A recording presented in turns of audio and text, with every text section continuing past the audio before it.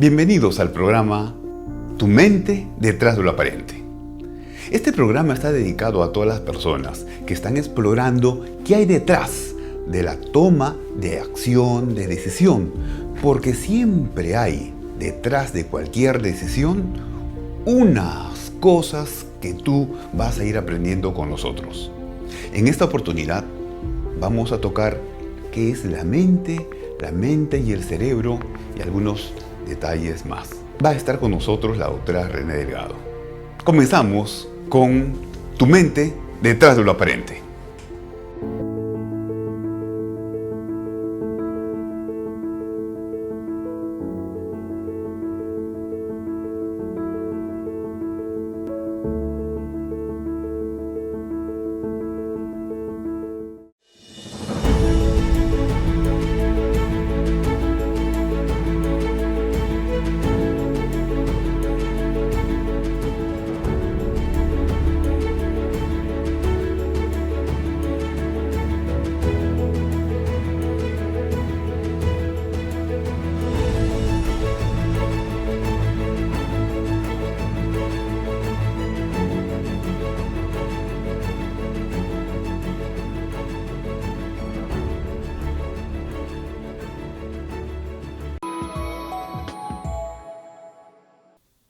Acompáñenme a ver la entrevista con René.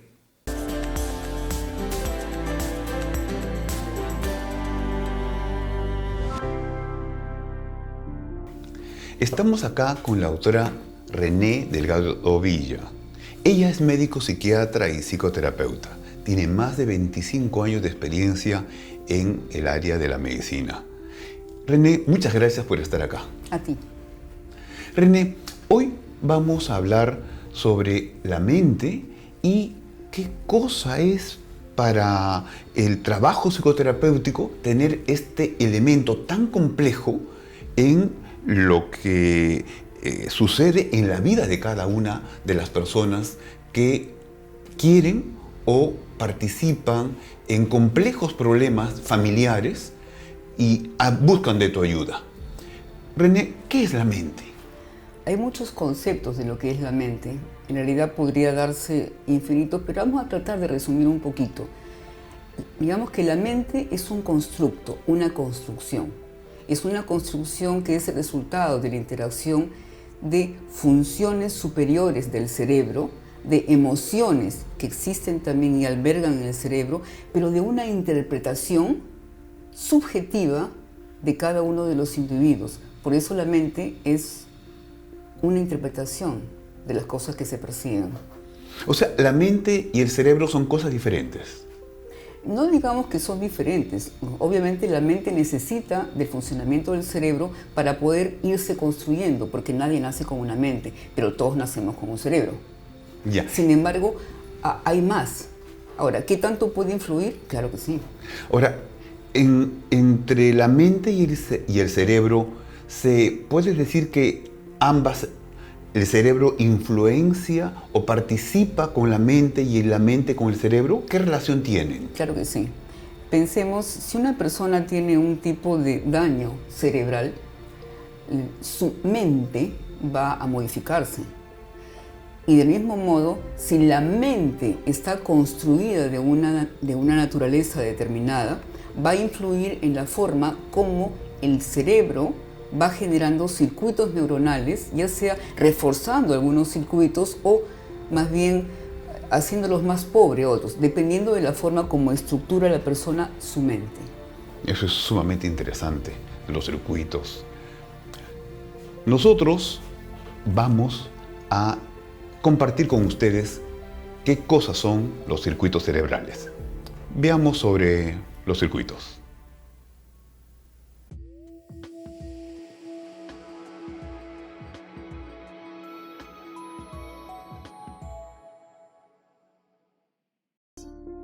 Cuando se refuerzan las conexiones de un grupo de neuronas, se logra una red neuronal. Esta red puede extenderse microscópicamente en todo el cerebro. Así, las neuronas, con reforzamiento de su conexión, se forman entre ellas un enlace llamado red. Imagínate una red, pero esta red no es estática, sino dinámica. Dentro de una gran red hay zonas que se activan y se refuerzan en determinados estados emocionales que materializan la forma de responder a lo que regularmente nos pasa. Pero antes de continuar, tenemos que entender un aspecto del aprendizaje, porque la psicoterapia es una forma compleja de aprendizaje pero muy especializada. Así, la psicoterapia se puede entender como una experiencia inter e intrapersonal, que resulta, según el tipo de psicoterapia, en la disminución de un conjunto de síntomas determinados o en un mejor autoconocimiento. Esta concepción particular del proceso psicoterapéutico sugiere que el aprendizaje es uno de los procesos neurobiológicos implicados en este tipo de tratamiento. El aprendizaje consiste en la modificación permanente del comportamiento, como obviamente resultado de la exposición repetida a un patrón de estímulos determinado. El proceso de aprendizaje es indisoluble de la memoria y esta se define como todos aquellos procesos mediante los cuales la información aprendida se codifica en el sistema nervioso, persistiendo de manera variable y evocándose regularmente de forma consciente y voluntaria, pero también inconsciente.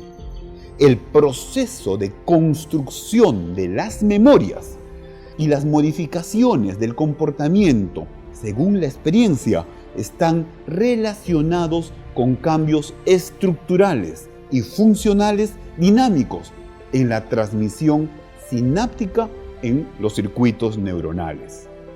Por otro lado, la psicoterapia estimula los procesos relacionados con la plasticidad cerebral. Durante la psicoterapia, el aprendizaje aumenta los potenciales en la sinapsis. Se debe entender las espinas dendríticas a un tipo de prolongaciones que les puede crecer a las neuronas para conectarse con otras y así lograr la sinapsis, es decir, la conexión. Se ha demostrado también que la psicoterapia aumenta el espesor cortical, el número de células gliales, la relación glía-neurona, el tamaño del cuerpo y núcleo neuronal y el número de sinapsis. Debe entenderse que las células gliales son las protectoras de las neuronas, teniendo un rol fundamental en el desarrollo de las neuronas.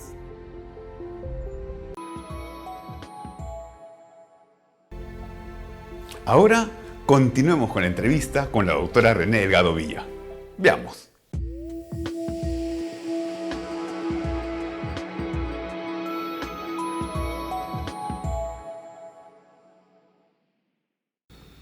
René, entonces, ¿se puede decir que la mente es única para cada persona y la realidad es única para cada persona?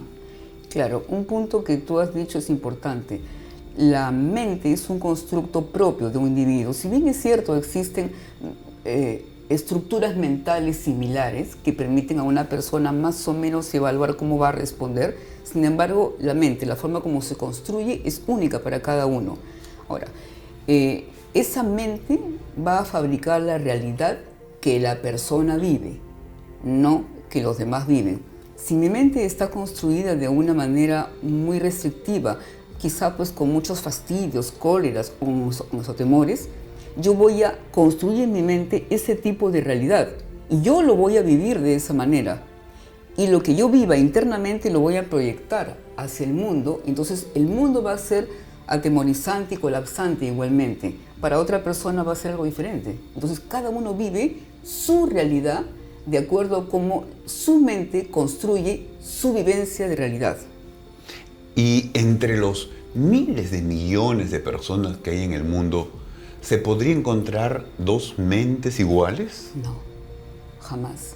Siempre va a haber un aspecto peculiar en cada uno, porque en la medida que se va estructurando la mente, hay lo que llamamos las interpretaciones muy subjetivas que cada uno establece de una circunstancia acompañada por emoción, y eso es muy único en cada uno. Por eso es que el abordaje psicoterapéutico de la mente es tan maravilloso. No hay dos mentes iguales, no hay un patrón o un parámetro con el cual poder manejar todos los problemas que están derivados de una construcción mental inadecuada. Esto es sumamente interesante porque hay una parte de un rol protagónico, pero desde tu experiencia, ¿qué nos podrías decir? ¿Qué tan importante es la mente para la vida de un individuo? La mente puede ser el mejor aliado de una persona para vivir plenamente, incluso con situaciones adversas, o puede ser su peor enemigo. Depende de la forma como haya construido su mente desde que nació. Y eso, por supuesto, no es una situación consciente, es algo inconsciente. La mente restrictiva, destructiva, va a destruir al individuo, porque hay una interacción. La mente, no llamemos optimista, pero la mente más constructiva, la mente más permisiva, aquella que encuentra, por ejemplo, en una situación adversa una oportunidad para replantear y cambiar las cosas, va a vivir una vida mucho más tranquila, mucho más llevadera, y es mucho más probable que los objetivos que tenga los pueda ejecutar y así sucesivamente con otros objetivos. Y en la construcción de la mente, de alguna forma, en la etapa infantil, ¿participan los padres? Porque hay muchos televidentes que están pensando si pueden ayudar a que la mente de sus hijos se construya de la mejor manera posible. Por supuesto que sí, por supuesto. Porque nadie nace con una mente, como te dije. Sin embargo, la forma como el niño, el bebé, va a ir percibiendo las cosas, las emociones que experimente y la forma como va a ir interpretando precariamente incluso aquellos estímulos, va a depender mucho de la influencia de los padres. Aquellos padres que tienen una mente muy entorpecida, restrictiva, temerosa o colérica, van a influir en la forma como esos niños van a ir construyendo la interpretación y las emociones que vayan viviendo. ¿Cómo así la mente? Porque tenemos que ser más claros. ¿Cómo así la mente construye la realidad? Para eso necesitamos recordar un poco los conceptos de física cuántica. Aunque parezca un poco extraño citarlo, porque se ha hablado, hay mucha charlatanería, mejor dicho, respecto a la mente y construir las cosas, hay mucho esoterismo también. Sin embargo, ha habido un premio Nobel en el año 1933 de dos físicos, uno austriaco, que es Schrödinger, y acompañado de Dirac, que es un físico inglés, que pudieron sintetizar en una ecuación justamente aquel planteamiento cuántico de la forma como se va desplegando la expresión de una partícula. Vale decir, una partícula se va a expresar en diferentes formas según el entorno en el que esté situado. Un observador X va a influir en esta forma de expresión. Otro observador va a hacer otro tipo de influencia. Y entonces para cada observador diferente va a haber un estímulo diferente en esa partícula. Y eso lo han llamado la ecuación de onda de Schrödinger. Es decir, el observador influye en la forma como va a concretarse inicialmente la energía ondulatoria, por decirlo, y después va a colapsar en una energía más corpuscular. Si yo tengo una forma de observación o una forma de ver las cosas muy negativas, como yo voy a estructurar mis moléculas cerebrales, va a ser muy diferente a la forma como lo va a hacer otra persona, y esto va a influir. Es decir, yo voy a construir una realidad muy inadecuada y voy a vivir eso. Eso significa que si yo modifico la forma como percibo, como estoy enfocando, interpretando o sintiendo las cosas, ¿podría cambiar esa realidad que yo vivo? Claro. Es decir, la realidad estructurada de esa manera en mi mente y vivida de esa manera, la voy a poder modificar en la medida que yo pueda acceder a alguien que me ayude a darme cuenta, tomar conciencia de lo que yo he estado haciendo con mi mente y que de paso me permita una alternativa de ir reestructurando mi mente para que todo lo que se ha desarrollado vaya cambiando progresivamente. Entonces, ¿se puede decir que existen muchas realidades? La realidad la vive cada uno, entonces cada uno vivirá la realidad que su mente se lo permita. Ahora, ¿en qué forma la realidad, ¿no? Me refiero a la realidad construida por cada individuo, afecta su presente y su futuro? En la forma como, entre comillas, la gente dice, tiene mala vibra o mala onda, ¿no? En la medida que, por ejemplo, un pensamiento negativo, inadecuado y una forma de sentir también inadecuada exista constantemente en esa persona está reafirmando cada vez estructuras y redes neuronales que están asociadas con aspectos inadecuados y tóxicos, que se van a reflejar en la forma como va a secretar sustancias tóxicas también, inadecuadas. Por ejemplo, una persona con mucho fastidio, mucha cólera constantemente, refuerza determinados circuitos neuronales que finalmente terminan por una mayor secreción de noradrenalina, y una persona con constante secreción de noradrenalina va a generar hipertensión arterial y finalmente modificaciones a nivel de miocardio, que es hipertrofia miocárdica. Entonces va a vivir de una manera inadecuada. Eso lo puede modificar, bueno, todo es modificable, incluso las conexiones sinápticas se pueden ir reduciendo porque el cerebro es plástico, como tú bien has explicado. Entonces la forma como yo vivo mi presente y como yo quiera vivir mi futuro va a depender mucho de la toma de conciencia que yo estoy haciendo de cómo yo tengo estructurada mi mente. Y de paso, darme cuenta que puedo estructurarlo de una manera diferente. Ahora, obviamente ya sabemos que la mente construye la realidad y que uno participa en la construcción. Ahora, ¿hay evidencias científicas de que la mente afecta entonces los procesos biológicos? Sí, hay evidencia científica, incluso al punto de cómo la mente puede generar modificaciones a nivel psiconeuroinmunoendocrino, como para generar moléculas que puedan provocar hipertensión, que puedan, por ejemplo, incrementar el cortisol plasmático, que es una hormona de estrés, con todos los daños consecuentes. Todo eso está probado. Ahora, en el trabajo psicoterapéutico en el que usted realiza diariamente, ¿se pueden aplicar los conocimientos de la física cuántica y de la psiconeuroinmunoendocrinología? Por supuesto que sí.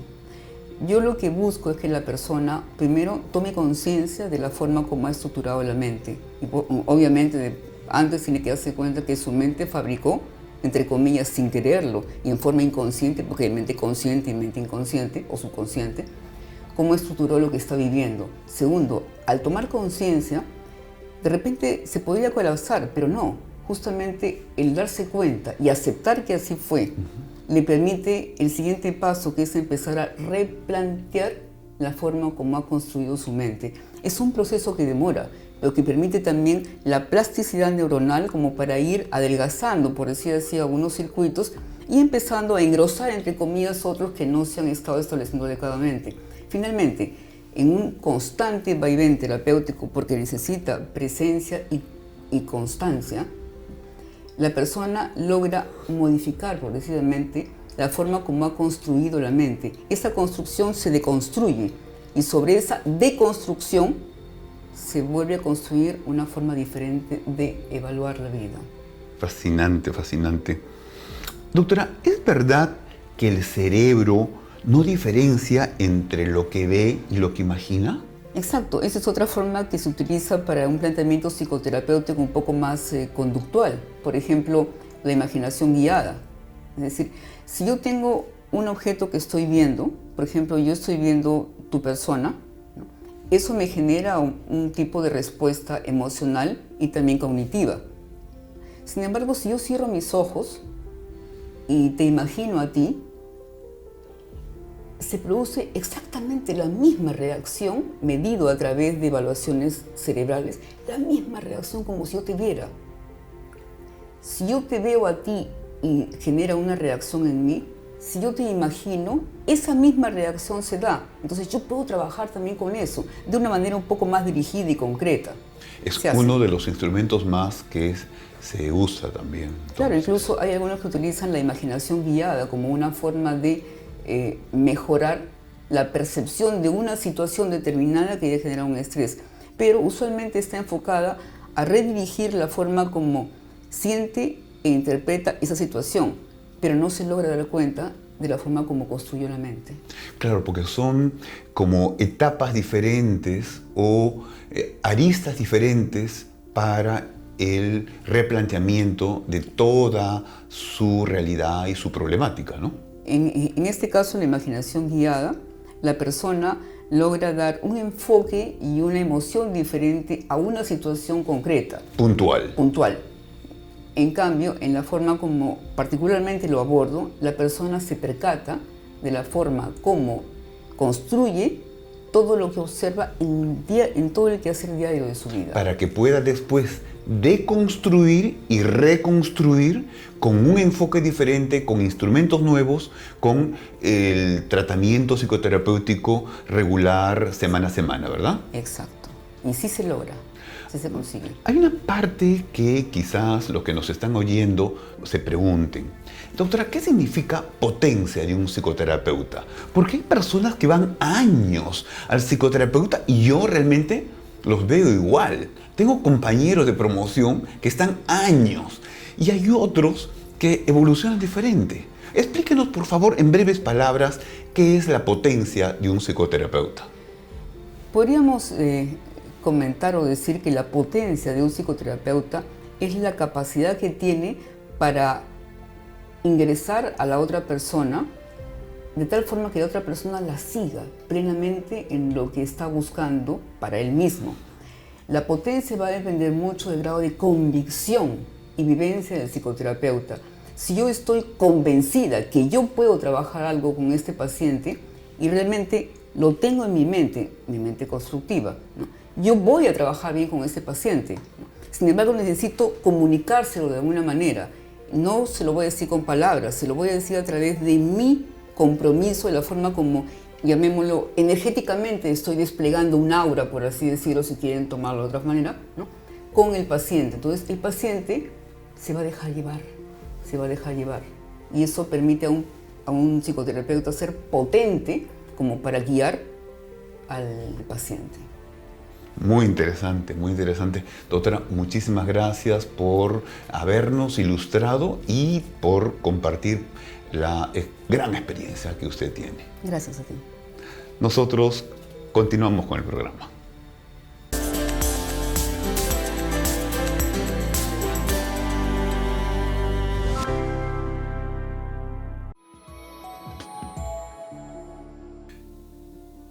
Como vimos con la doctora René Delgado, la mente es una parte importantísima del desarrollo de tu hijo y de tu bienestar. Sin embargo, muchas veces, como no es concreta, no la hemos estado atendiendo. Con nosotros podrás trabajar esa iluminación para que tú y tu familia atiendan una parte que muy poco se ve en la escuela secundaria y tampoco se enseña en los grados universitarios comunes. Con René llegamos a la conclusión que la mente y el cerebro tienen una relación estrecha, tan estrecha que la mente puede perjudicar o trofiar o estimular el cerebro. Y el cerebro también, si se amengua, si se resta, si se enferma, puede perturbar la mente. Y también, si el cerebro está en la mejor condición, puede facilitar enormemente el desarrollo de tu mente. Voy a forzar un poco para que nos entendamos. La mente es lo más abstracto que pudiera tener tu cuerpo.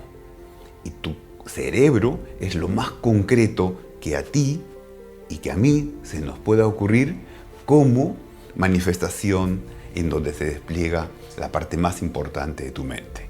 Bueno, espero que les haya servido y nosotros continuamos con el programa.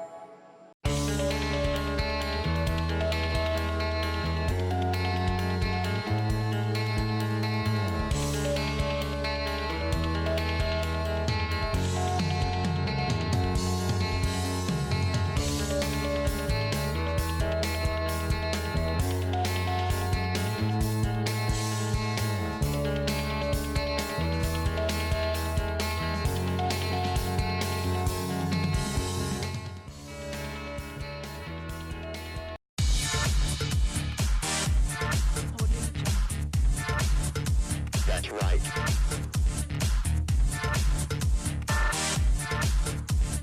Problems. Audio Jungle. Audio Jungle.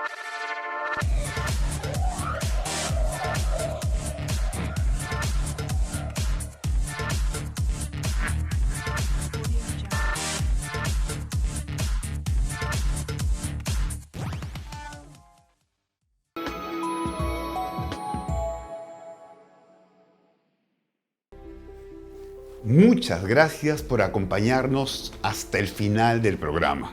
Como habrán visto, semana tras semana iremos desarrollando temas fascinantes.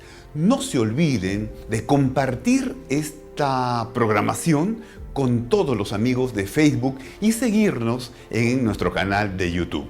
También escríbenos en la página de Facebook y en los comentarios de YouTube para poder tener una retroalimentación constante y poderles responder con mucho cariño.